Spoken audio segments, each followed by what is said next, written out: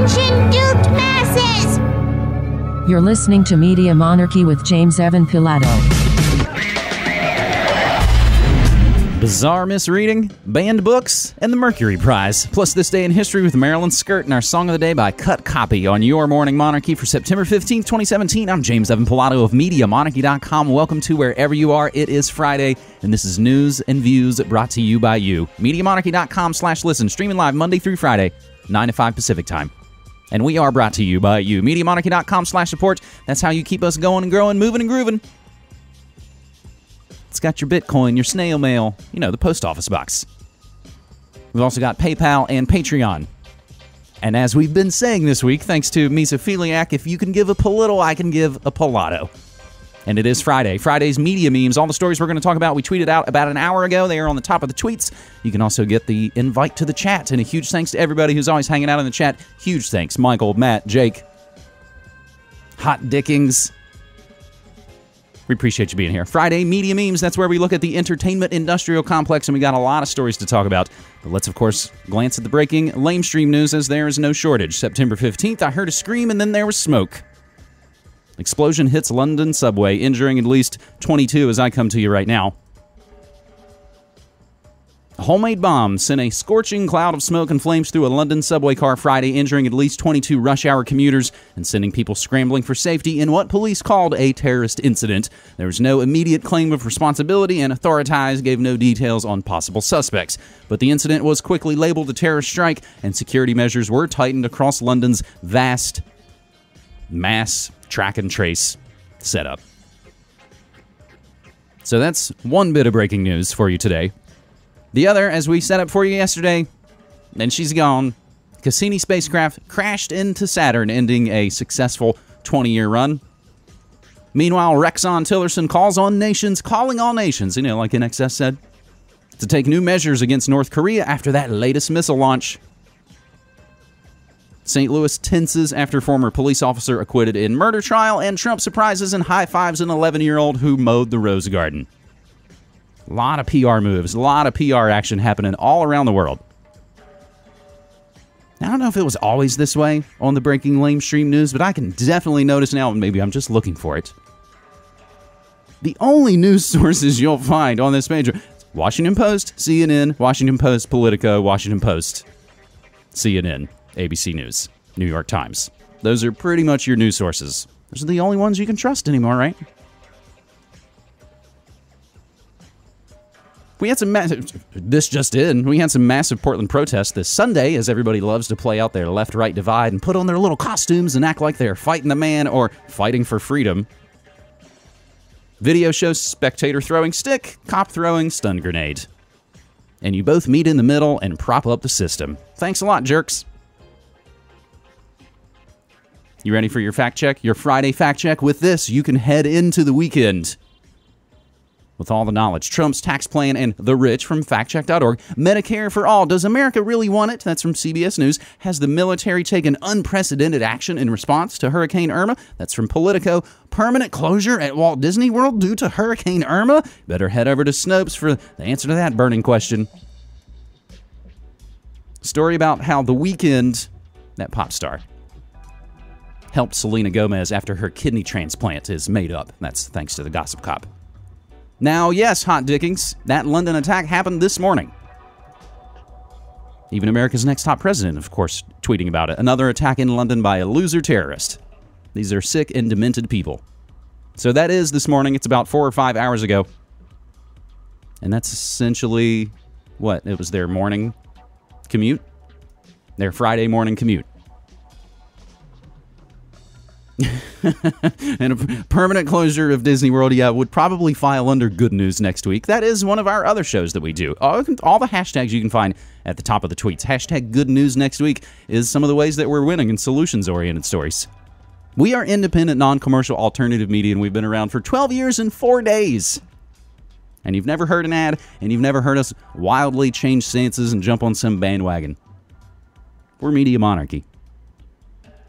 America is in the middle of a sexual revolution and the rules are constantly changing, says Vanessa Grigoriadis, who authored the recently released Blurred Lines, Rethinking Sex, power and consent on campus, noting that today's music stars play a crucial role.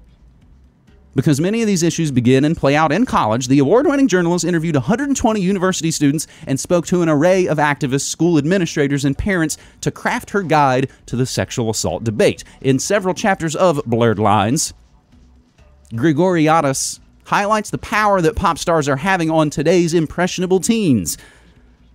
And in this article, which comes from Billboard, and again, everything we say and play will always be included in the show notes, they caught up with Grigoriadis to discuss the influence of Drake's lyrics, Miley Cyrus's lewd antics, and pop stars who look like porn stars while professing to be feminists. And this is basically a little back and forth, and there's just a couple little interesting parts here. And she asked, what inspired Blurred Lines? Well, in the awful, derivative Robin Thicke song Blurred Lines, the important line is, I know you want it, but you're a good girl. That really was one of the earlier indicators that societally we were starting to think about sexual assault in a different way, or at least starting to talk about it in a different way. That song, in all of its ridiculousness, was the song of 2013, but was also widely criticized in no uncertain terms all over the internet. A song like that, even 3 years earlier, would never have been talked about as a rape culture song in the mainstream media.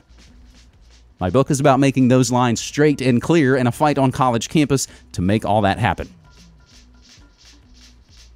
So you mentioned pop stars like Miley Cyrus in the book. What role have these musicians played in current rape culture? Miley Cyrus wants to do a Wrecking Ball video with Terry Richardson. She wants the video to be as provocative as it can be, and she knows that Terry Richardson is talented. Her sense of activism may not extend to pass on him as a videographer. Taylor Swift is notably making music that attacks other women, particularly Katy Perry. At the same time, both Miley and Taylor are saying they support women's rights, that they feel that now's the time for women to speak out strongly and show their power, and that girls should feel confident and not let boys bring them down or rule their lives. That's also a strong message. Do we want to congratulate them for some of the message, or do we want to denigrate them for the part that they are missing? And that's a hard call.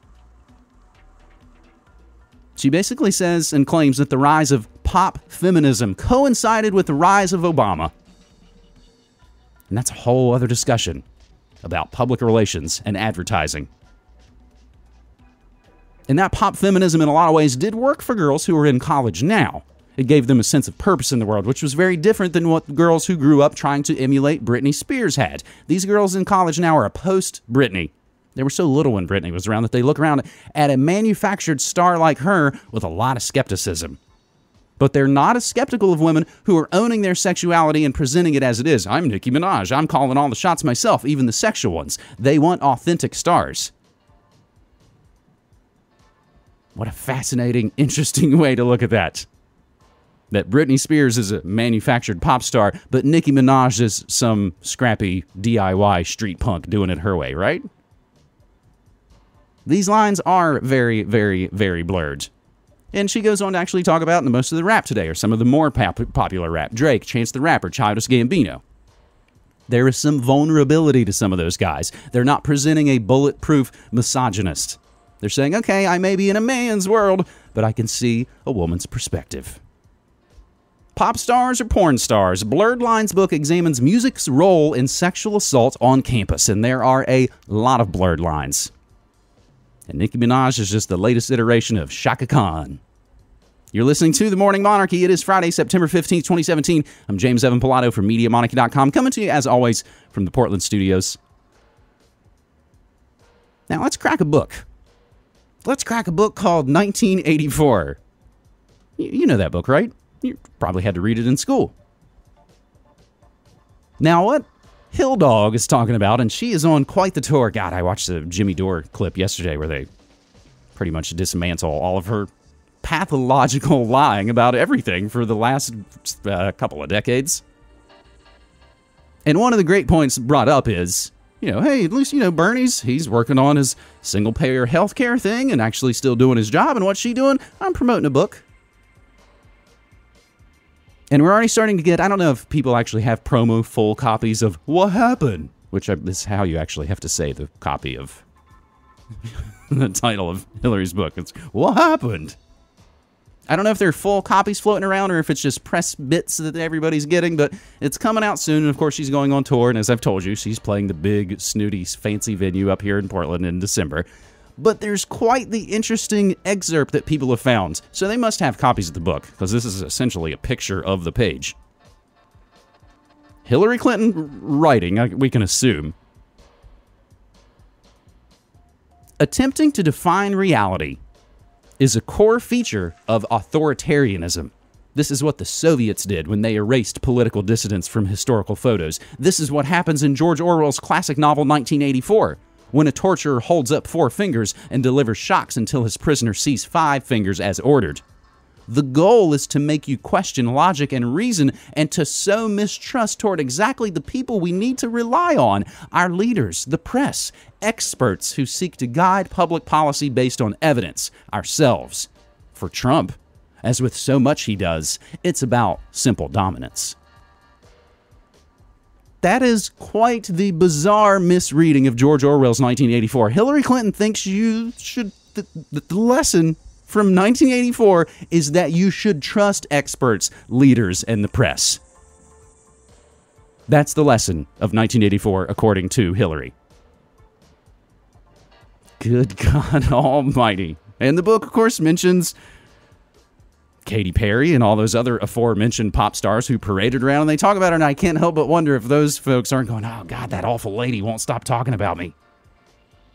This is really starting to affect my brand's metrics. They'd like to affect your brand's metrics.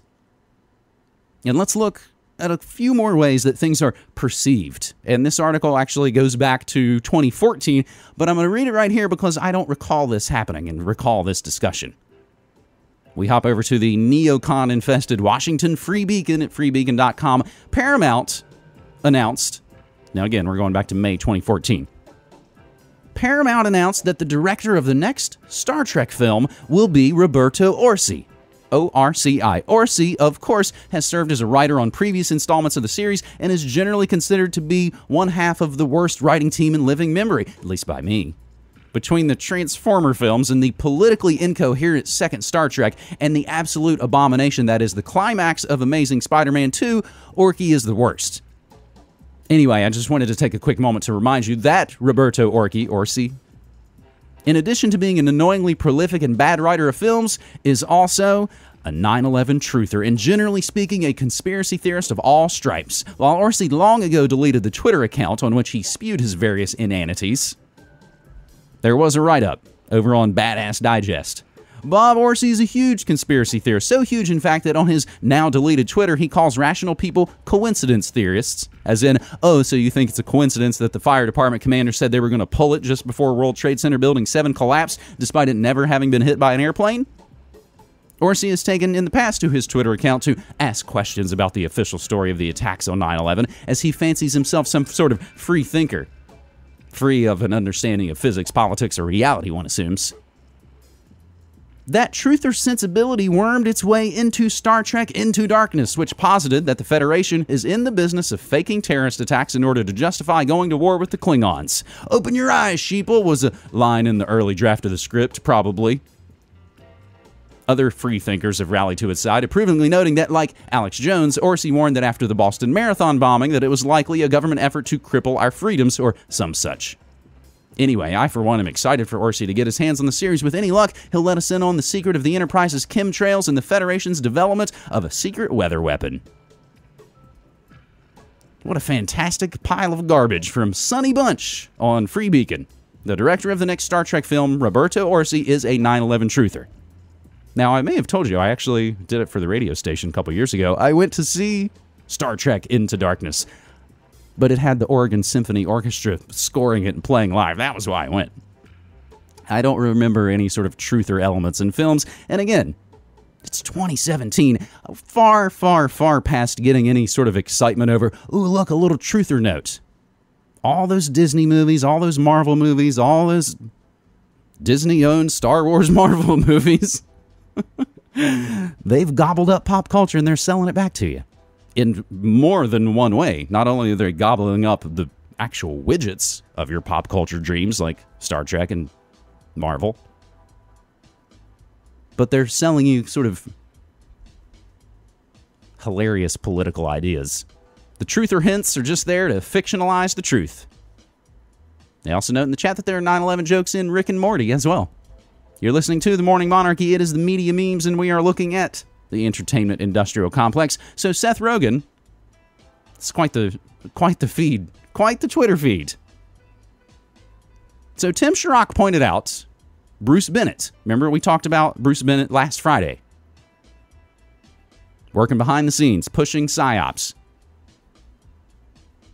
He's from the Rand Corporation. So Tim Sharrock basically says, oh, look, it's Rand's Bruce Bennett again. You know, Seth Rogen's psyop pal, talking regime change as usual. Seth Rogen actually replied and says, I literally never met this dude. You're full of shit. Congrats. To which Tim and the rest of us can only say, you never met the Rand CIA guy who helped transform your movie The Interview into giant government propaganda. You really were used. That's quite the admission. That's the best response that Seth Rogen can come up with. And we know all about it from the Sony hacks. We've talked all about this. Has anyone ever actually seen The Interview? I illegally streamed it a while back. So let's keep talking about movies here with Media Memes. And jokes about foreign aid to Israel. I think I saw Jeepers Creepers 1 in the theater. Did it have Katie Holmes in it? It's been a long time. It's back into the dark days of the college years.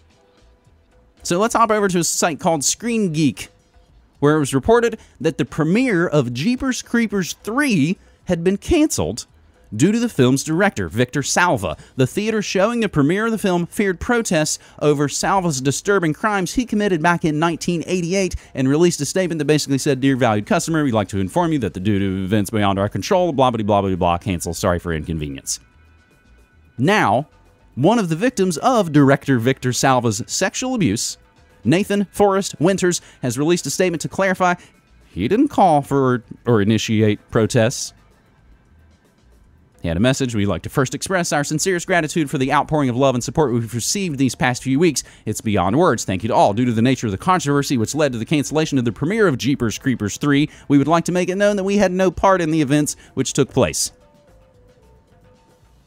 It's a terrible thing to report on, but people that are noted on this Screen Geek, people are basically saying, oh, it happened back in 1988. Why are people complaining now? Well, the internet wasn't around in 1988, and nobody actually knew about Salva's awful crimes, which I didn't know about Salva's awful crimes, which is why, one, we mentioned, of course, now I lost my place. We mentioned Roberto Orsi. Because even though that goes back to 2014, I was not familiar with it, but we want to put it onto the record here. I was also not familiar with Victor Salva or his crimes. Let's jump back to an archive piece from the Los Angeles Times, October 25th, 1995.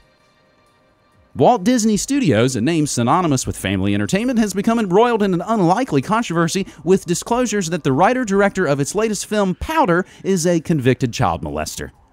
Victor Salva, a former child care worker who impressed Hollywood filmmakers with his early cinematic work, was sentenced to 3 years in state prison in 1988 for molesting a 12-year-old boy who had acted in 2 of his films. Salva videotaped one of the encounters. Salva, 37, again at the time of this article in 1995, declined to be interviewed but issued a statement through his agent saying he deeply regretted his actions, adding, I paid for my mistakes dearly. The revelations came as the now, at the time, 20-year-old victim, Nathan Winters of Concord, California, picketed a screening of Powder. Winters passed out leaflets urging the public to boycott the movie and said of his family and friends continuing the protest after the film debuted with more than 1,500 screens. Winters said that he was in awe that Disney would even make a movie with Salva. I can't believe Salva is allowed to work with children again. It's almost like it's part of the system. It's almost like it's part of the way that this cake is baked. So there, we add Victor Salva to the top. Now, it looks like he's basically in the wilderness of making low-budge horror movie sequels. Speaking of horror movies, and I suppose, Tom Cruise is playing Barry Seal, so why would it be crazy that Christian Bale would play Dick Cheney. While promoting his latest film, Hostiles, in Toronto, actor Christian Bale explained that the lure of playing former U.S. Vice President Dick Cheney in the upcoming movie Backseat and some arm twisting from filmmaker Adam McKay persuaded him to gain weight and transform his body for the role. Bale, who worked with McKay on The Big Short, explained, "I kept on saying I can't do that again, but it's Adam McKay, and he went and wrote a really good script." Bale then added, "I kept on trying to find reasons about how to say no, and he always had an answer for me. I eventually went, he's right, I've got to do it, I've got to do it." Christian Bale discusses what led him to take Dick Cheney role in the upcoming film Backseat. So it's obviously just now still in production, but again, I know, of course, when you think Dick Cheney, you think Christian Bale. Let's continue to look at the entertainment industrial complex on the Media Memes edition of your Morning Monarchy. Airbnb officially concluded a review launched in April by naming Wieden Kennedy as its new global creative agency of record. You maybe have heard me mention Wieden Kennedy. They are the masters of advertising propaganda up here in the Pacific Northwest. They are the advertising agency. If you've seen any, which hopefully you haven't, "Oh man, did you see that commercial where the Old Spice guy turns into this and drops into that?" Yeah, they do that crap. They do amazing consensus creation propaganda. Moving forward, Wieden Kennedy will now collaborate with the short-term rental market company and its existing agencies, including an in-house team to promote its services around the world. So expect Airbnb to have a pretty slick, awesome advertising propaganda campaign push coming very soon. Wieden Kennedy beats out several other top agencies to win global creative duties for Airbnb.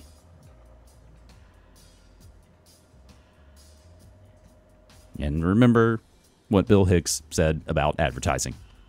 Now, yesterday on your daily DJ set at noon, and again, if you're only listening to the morning show, the morning news show, I want to tell you that we also do a daily hour-long DJ set. And on yesterday's show, in the middle of playing a bunch of new music, which is often the case, we had brand new music from Clint Mansell. He used to be in sort of an alt-industrial band called Pop Will Eat Itself, and indeed it will. But he split off and went solo and started film scores several years ago. And I mentioned Pi, Requiem for a Dream, and many others. We played brand new music from Clint Mansell. He did the score for the upcoming Vincent van Gogh sort of animated film, Loving Vincent. But what he didn't do is the score for the new Darren Aronofsky movie. And we noted yesterday in playing that new Clint Mansell, we're mostly really into Darren Aronofsky in his earliest films, Pi, Requiem for a Dream, The Kingdom. Then it got to the point where he was making big Bible epics with Russell Crowe, and I got very, very, very uninterested.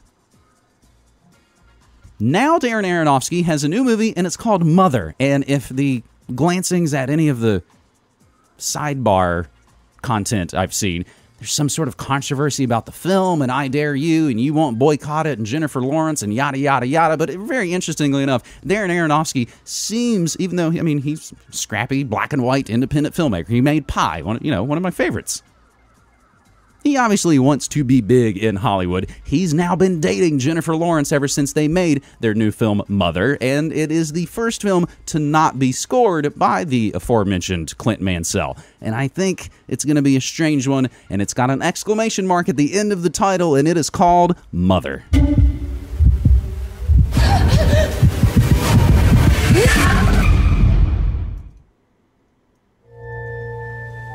We spend all our time here. I want to make a paradise. She redid all of it, every last detail. And she breathed life back into every room. Are you happy? I love you.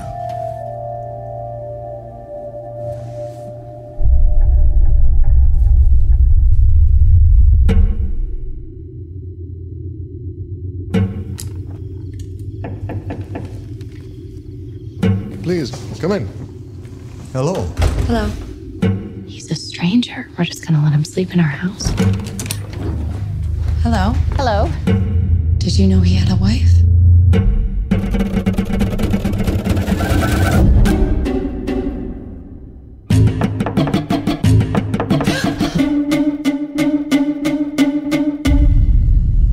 He has pictures of you in his luggage. What were were you doing in their luggage?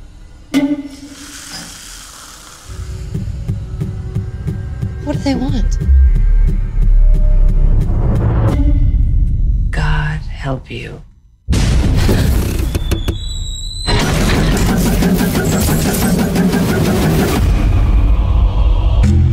They've come here to see me. Come quick! You're insane! You're insane! All I'm trying to do is bring life into this house. Open the door to new people, new ideas. I'm so sorry. Get out of my house! You give and you give and you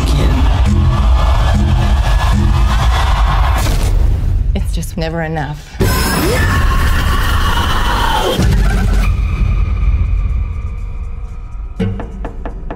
The trailer that sounds like every other trailer. That's the trailer for, yes, that's Darren Aronofsky's new film, Mother. And he handed out these little strange prayer cards ahead of the premiere at actually the Toronto International Film Festival, which is where it is already getting sort of rave reviews, but also very odd reviews. Darren Aronofsky is a psychological filmmaker. If you've not seen Pi or Requiem for a Dream or Black Swan, this kind of sounds like Black Swan in the Garden of Eden. I was going to go out last night and see Fast Times at Ridgemont High. Those are the movies I'm going to see in the theater. The last movie before that would have been Goodfellas. Now, I had to dig back into the Media Monarchy Twitter archives because in regards to another film coming out, Disney Pixar's Mexican music-themed Coco. They say it's like Footloose meets Day of the Dead. Now, the reminder is Disney tried to trademark the phrase Dia de los Muertos, Day of the Dead. This goes back, had to dig back into my tweets. May 8th, 2013. Disney tried to trademark Dia de los Muertos, but now they plan to withdraw the copyright claim. Yeah, that's right, Dead to Dead Disney. So now the film that they tried to trademark a cultural institution and make it the part of their own massive media empire. And they'd like that to go away. They'd like you to forget that part that they wanted to copyright and trademark Day of the Dead. So now they've changed the title and it's out and everybody will love it and everybody will take their little goober kids to see it and Marvel grows bigger. Disney grows bigger.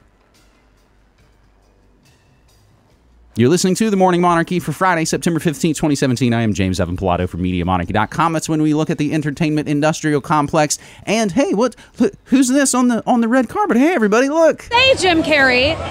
Yes. What? I've covered a lot of fashion weeks. This is the first time I've run into Jim Carrey.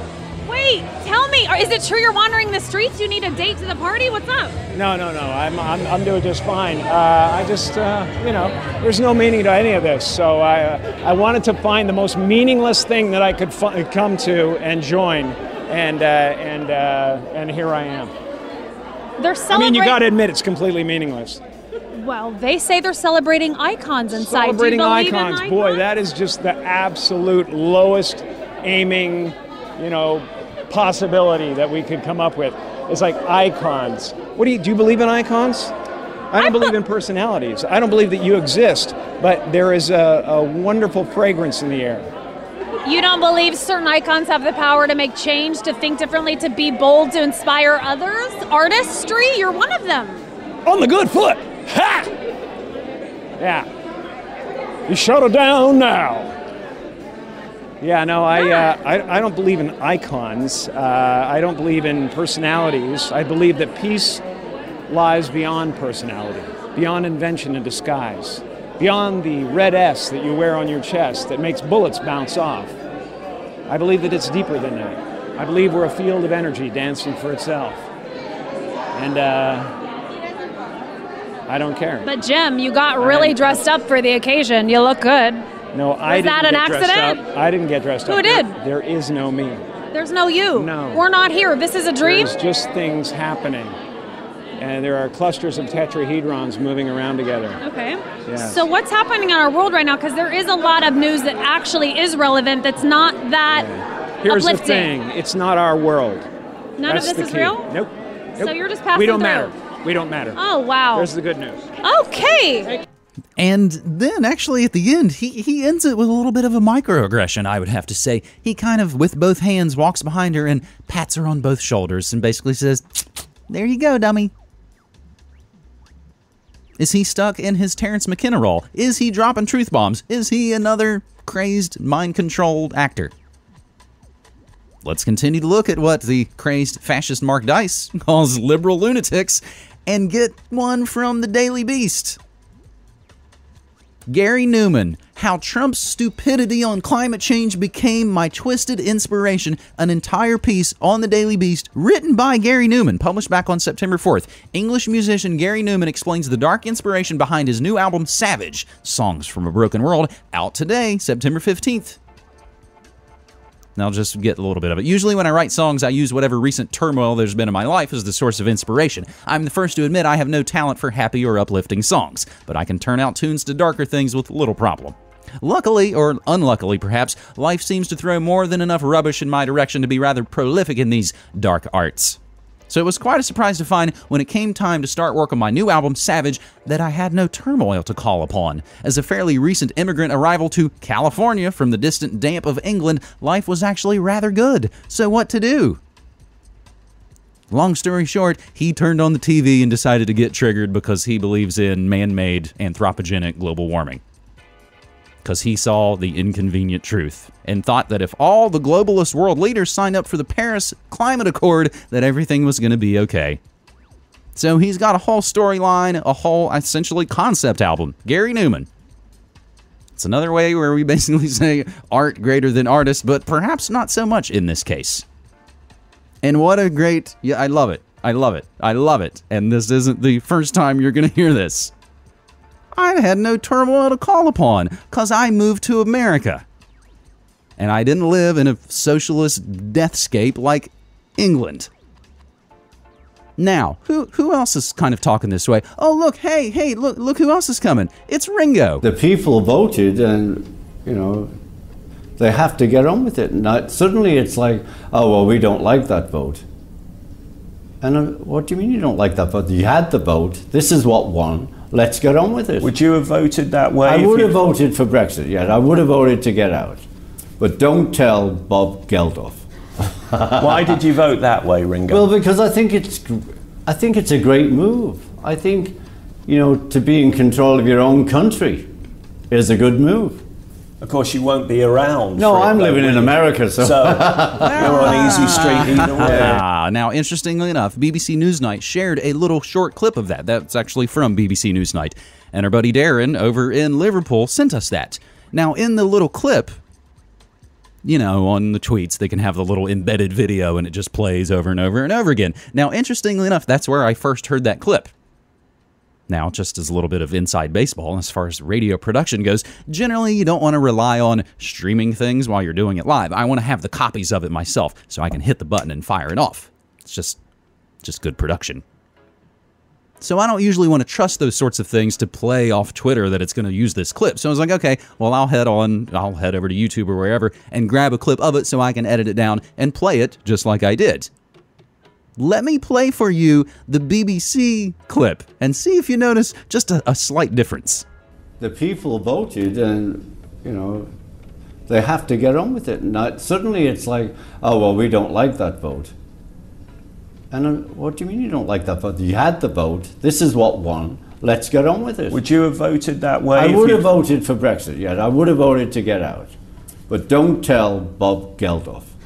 Why did you vote that way, Ringo? Well, because I think it's a great move. I think, you know, to be in control of your own country is a good move. And then they cut it off there. Because, yes, to be in control of your own anything is good. They cut off the part where it says, yeah, but it doesn't matter because you don't fucking live there. You live in America. Oh, that's right. I live in America. It's pretty sweet. The other funny idea, as though everything was so great before Trump. You're still listening to The Morning Monarchy, and we are poking holes in the entertainment industrial complex because we are independent, non-commercial, alternative media streaming live, and we've been online for 12 years and 4 days now. New York sports radio personality Craig Carton quit his dream job on WFAN Wednesday, saying he didn't want to be a distraction as he faces federal charges that he cheated investors to pay off gambling debts.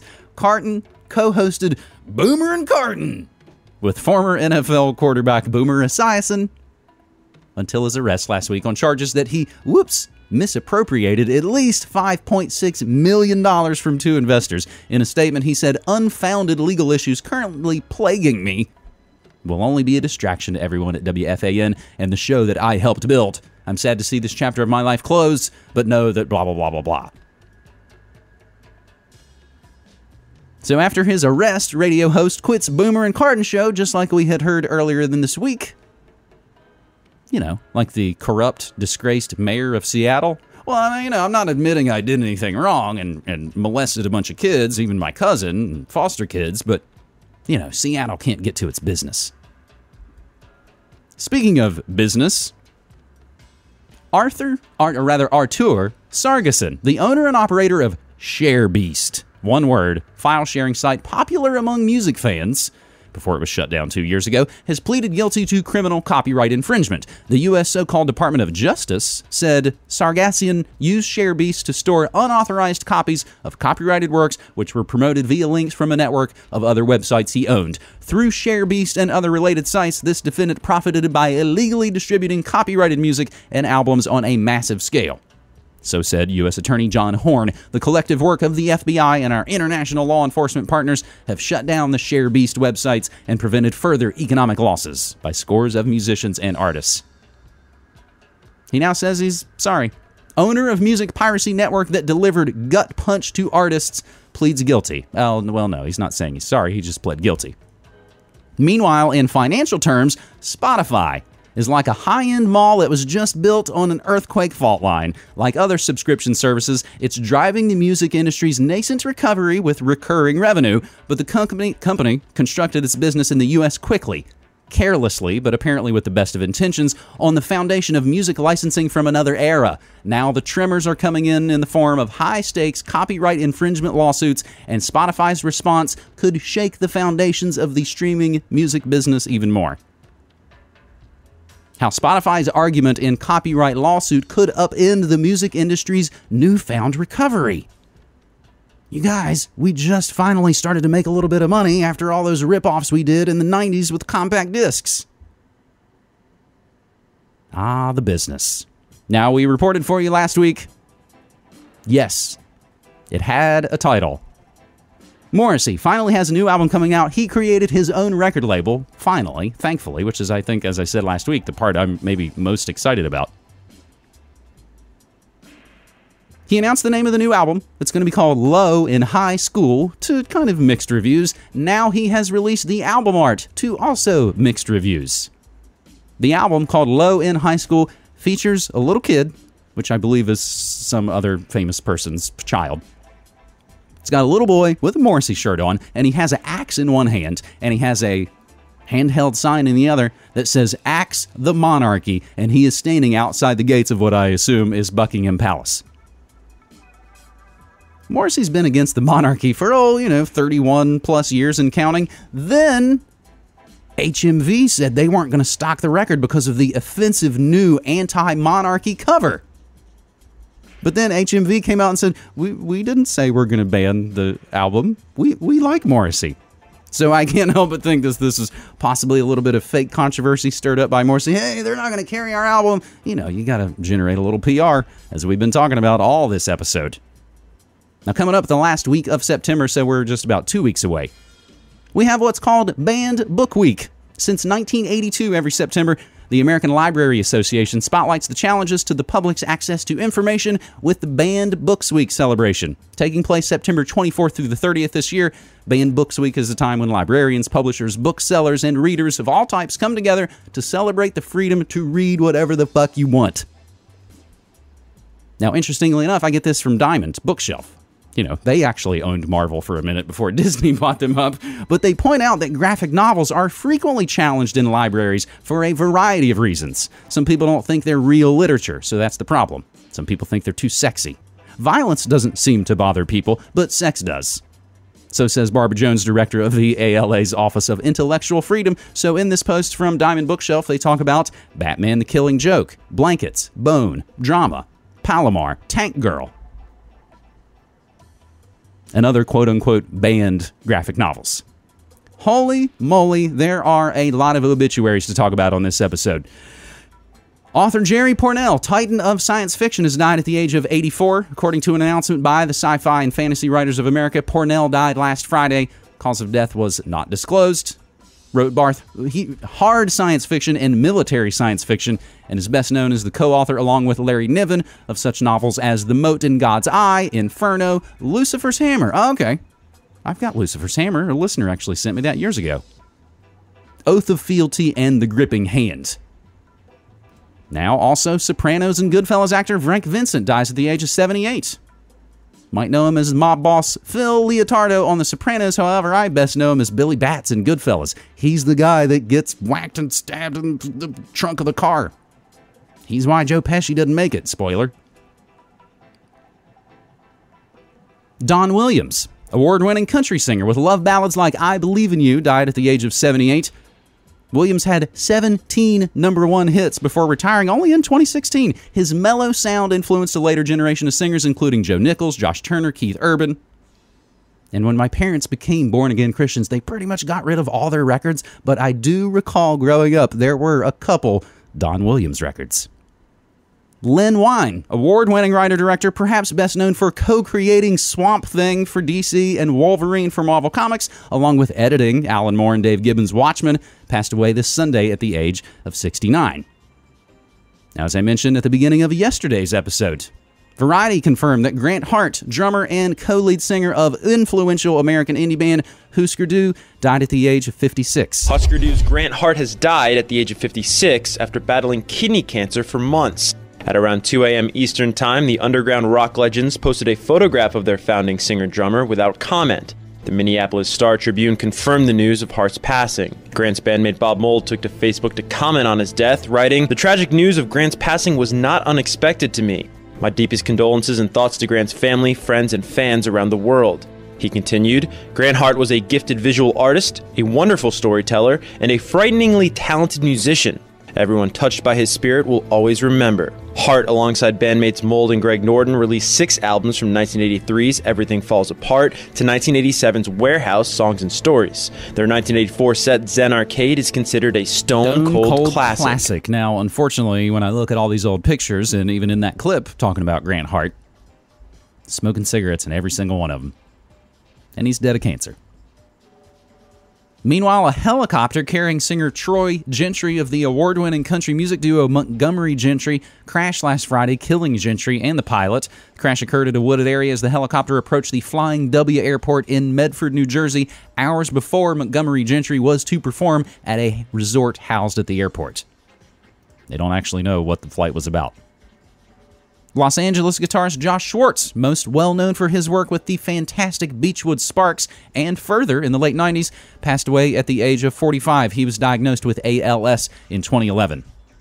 And in 2014, Ariel Pink, Miranda Lee Richards, John C. Reilly, and others performed at a benefit concert for the guitarist and songwriter to assist his medical costs. We are a big Beachwood Sparks fan. We'll have to play some Beachwood Sparks on your afternoon. Pump up the volume today. And finally, as we've been mentioning most of the week, Those Darlin' singer Jessie Zazu died at the age of 26 after a battle with cervical cancer. She was only diagnosed in 2016. Those Darlins broke up in 2013, and we got the chance to see them a couple times and also interview them. Got all the records signed. So we've been playing Those Darlin' songs at the beginning and end of our daily DJ set at noon, and even replaying the short, loud interview that Cassie and I conducted with Jessie Zazu at a club here in Portland, Oregon. I guess I was going to make a clip and cut the part out where she was talking about what she listened to. I need a producer, y'all. All right, I thought I prepped it, but I don't really have it here in front of me. But basically, I asked, hey, you guys are on tour. What do you listen to on the tour bus? He was like, I don't know. I don't really listen to anything new. We mostly listen to podcasts. Sweet. Now, finally, before we make a brief mention of New Music Friday, as long as we're blasting through all of those obituaries and being a little bit depressed, I'll put the cherry on top of this cancer, death, depression. Beastie Boys maintain a pretty strict no ads policy, and it's rare to hear their music used in promotional videos of any sort. When MCA Adam Yauch died in 2012, his will prohibited the use of any music he made for advertising purposes. Since then, Beastie Boys have taken Monster to court, they took Goldie Blocks to court, and they win every time. But as Stereo Gum writes, there are, of course, exceptions to the rule. Beastie Boys agreed to license Sabotage to 2009's Star Trek and 2016 Star Trek Beyond trailer, and now Pitchfork points out that the same song can be heard in a promo for the first-person shooter game Destiny 2. According to Adweek, the surviving Beasties, Ad Rock and Mike D, watched the trailer and gave the advertising agency their blessing to use the song You Make Me Fucking Sick. Lame. In other news, we had the Mercury Prize, something that folks might not really know too much about here in the States. Mercury Prize is essentially Best British Album, and they are British or Irish artists. They started it in the early 90s. It was kind of a competition to the Brit Awards. It was supposed to be a little more high-minded, and it always has been. A lot of my favorite albums are on there. Screamadelica from Primal Scream, Suede's debut, Blur's Parklife, Portishead. Generally speaking, it's kind of the bellwether of what progressive music, or at least what they would like to perceive as progressive music. So, yesterday evening, they announced the Mercury Prize, and it was Sampha that won. And he beat out the XX, and he beat out Ed Sheeran, and all kinds of other folks. And we have been playing a track from Sampha, S-A-M-P-H-A, on Media Monarchy. It's not necessarily one that we've been in love with for a long time. It's called No One Really Knows Me Like the Piano. And we do play that on the Media Monarchy stream. Just another way that kind of shows we are generally trying to be a little bit ahead of the game for you. Brand new albums coming out today because it is New Music Friday. New music from Antibalas, Black Kids, Deer Tick. Also Emily Haynes. Plus the aforementioned Ringo Starr, who we've been playing his song Give More Love. And also the undeniably smooth Michael McDonald. I think it's his first new record in like 17 years, and we've been playing that latest Michael McDonald song. Pretty smooth, pretty funky. We will also go out with pretty smooth, pretty funky new music from Australia's Cut Copy at the end of this episode in a few minutes. But right now, let's take a look at this day in history. September 15th, 1440, Gilles de Rais, one of the earliest known serial killers, is taken into custody upon accusation brought against him by Jean de Maelstrom, Bishop of Nantes.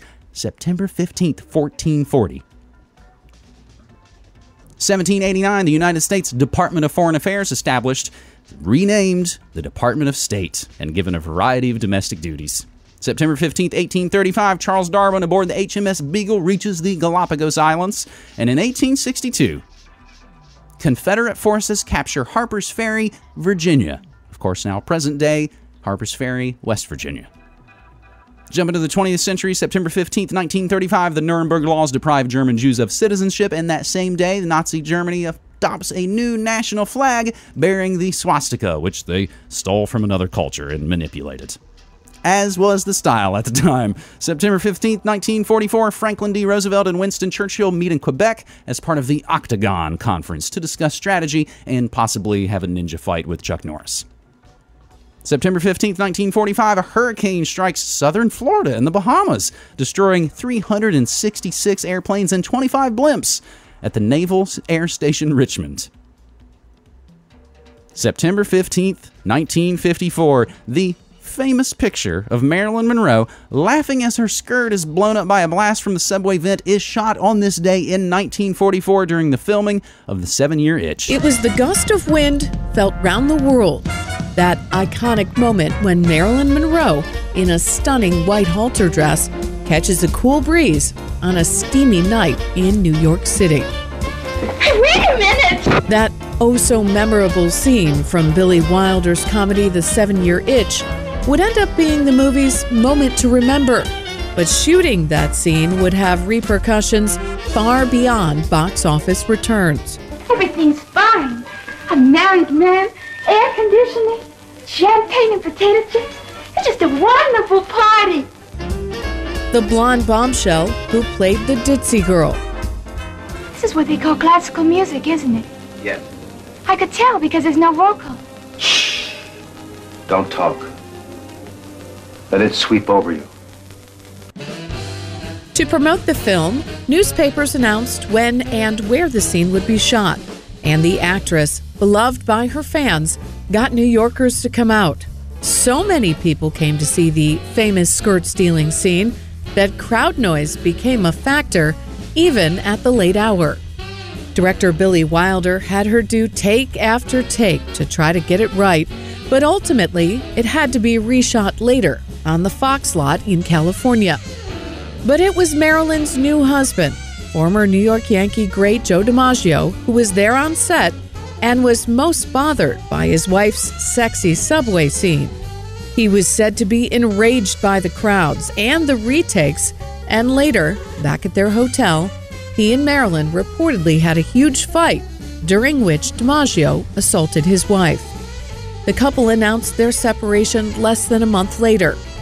Their marriage would end, though they would remain friends, and DiMaggio would even escort her to the movie's premiere.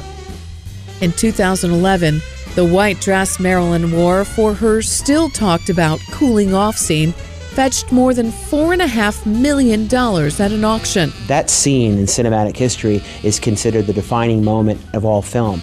As for the movie itself... Hi!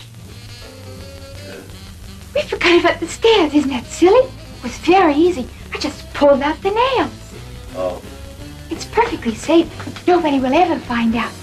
Well, you can never go wrong with Marilyn. September 15th, 1954, Joe DiMaggio acts the goddamn fool.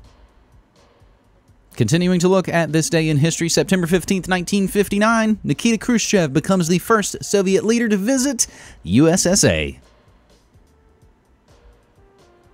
September 15th, 1963, 4 little girls. 16th Street Baptist Church bombing. 4 children killed in the bombing of a black church in Birmingham, Alabama. Spike Lee did make a pretty good documentary about that. September 15th, 1967, United States President Lyndon Baines Johnson, responding to a sniper attack at the University of Texas at Austin, writes a letter to Congress urging the enactment of gun control legislation.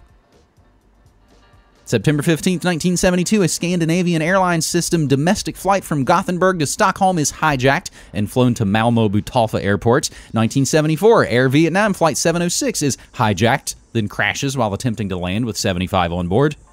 September 15th, 1978, Muhammad Ali outpointed Leon Spinks in a rematch to become the first boxer to win the World Heavyweight title 3 times at the Superdome in New Orleans, site of future atrocities.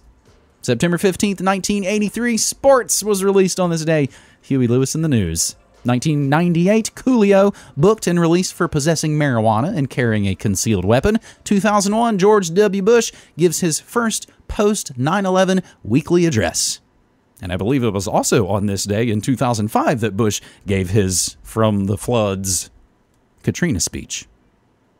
September 15th, 2008, Lehman Brothers files for Chapter 11 bankruptcy, the largest bankruptcy filing in U.S. history, as we are, of course, looking at the collapse from 2008. Published to MediaMonarchy.com a decade ago today, genetic barcodes may cut illegal trade. New genetic tests could help crack down on illegal food or timber trade, fight malaria, or even give clues how to stop bird strikes with planes. Genetic barcodes coming soon. Thousands withdraw millions from UK's 8th largest bank. We talked about the Northern Rock bank run yesterday. Thousands of protesters marched to Capitol. They were actually protesting. Cast your mind back to September 15th, 2007. People were actually protesting war in America. What a time to be alive. Celebrating birthdays today, William Howard Taft, Agatha Christie, famed French director Jean Renoir. It's also singer-songwriter, fiddler, and music publishing maven Roy Acuff's birthday. Fay Wray, Al Casey, Nipsey Russell, Gene Rowland, pianist, Jackie Cooper, one of the earliest child stars, Cannonball Adderley, Tommy Lee Jones, Oliver Stone, Seattle Seahawks coach and 9/11 truther Pete Carroll. It's also Dan Marino's birthday. Doyle Wolfgang von Frankenstein. Of course, Misfits guitarist Tom Hardy and Prince Harry, the Little Nazi, celebrating a birthday today. If I can get my stuff together, I should have a new Music Friday episode for you coming up on your Pump Up the Volume. And to wet that whistle, brand new music out of Australia from Cut Copy. We were playing music from them earlier this week and said, yeah, I know, I've been fixated on their 2011 record for a long, long time. They did put a record out in 2013 called Free Your Mind, and their brand new record, Haiku from Zero, will be out September 22nd on the always awesome Astral Works Records. We will go out with a song called Airborne from Cut Copy as we wrap up your morning monarchy. Hey, that's the full week. Brought to you by you, MediaMonarchy.com/support. Again, love to hear from you. You can always reach out, James@MediaMonarchy.com. Of course, we're on the tweets, we're on Skype and Wire and Discord. And it's all thanks to you. There it is, the Friday Media Memes edition of your Morning Monarchy for Friday, September 15th, 2017. Indeed, I am James Evan Pilato from MediaMonarchy.com. Again, thanking you so much for being here. And reminding you, as always, like Jello Biafra of the Dead Kennedy said, don't hate the media, become the media. Take care. You're listening to Media Monarchy with James Evan Pilato. Since 2005, Media Monarchy has covered the real news about politics, health, technology, and the occult, all remixed with music and media that matters. Go to MediaMonarchy.com/support and become a monthly subscriber so you can help keep independent, non-commercial, alternative media going and growing. Thanks.